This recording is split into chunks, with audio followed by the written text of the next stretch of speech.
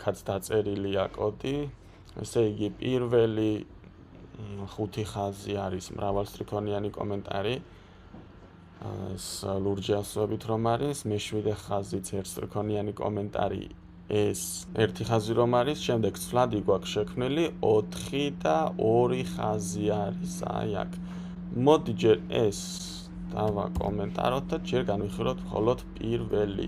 ესე იგი აქ მივიღეთ ჩვენ 2-ანი. კარგი, ახლა ეს 2 ხაზი რას ნიშნავს? ისევე როგორც ერთი ხაზი, ასევე არის 2 ხაზი.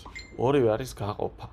მაგრამ ეს 2 ხაზი არის თელრიცხვიანი გაყოფა. ახლა რას ნიშნავს ეს? ესე იგი 4 გაყოფილი 2-ზე, ხომ არის 2, მაგრამ უფრო ზუსტად რომ დავინახოთ, აი 1.5 გავუშვით enter და აი ნახეთ 1.5 ან 2 რაღაც კი არ მივიღეთ პასუხი. ამ შემთხვევაში მივიღეთ 2, ანუ მთელი რიცხვი ამოიღო. ხოლო თუ ამას დავწერდი 4 გაყოფილი 1.5-ზე, მაშინ მივიღებდი 2.6 პერიოდში, ხო?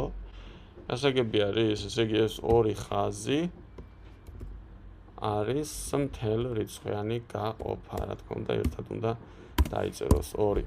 კარგი წესით აქ უნდა იყოს, შევხედოთ, ესე იგი 4 გაყოფილი 2-ზე, კი ბატონო, ესე იგი აქ ინტეჯერი ამოაქვს, აქ რეალური ამოაქვს, 2 ამოიტანა აქ მთელი, აქ 2.0.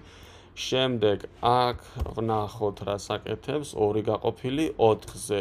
რანს დავაჭიროთ და 0 ამოიტანა, მაგრამ თუ ნახეთ, აქ არის მთელრიცხვიანი გაყოფა, ხო? ანუ 2 დახრილი ხაზი, ანუ 2 გაყოფილი 4-ზე მთელი რიცხვი უნდა ამოვიღოთ. ეს არის 0 რაღაც ამ შემთხვევაში არ გვაინტერესებს, იმიტომ რომ მთელი რიცხვი უნდა ამოიტანოს და ესაა 0. ესე იგი 2 რომ გავყოთ 4-ზე თუ დავწერთ მთელრიცხვიან გაყოფას, მაშინ ამოვიღებთ 0-ს, მაგრამ თუ უბრალოდ გაყოფას დავწერთ, ანუ 1 დახრილი ხაზს, მაშინ ამოვიღებთ 0.5-ს.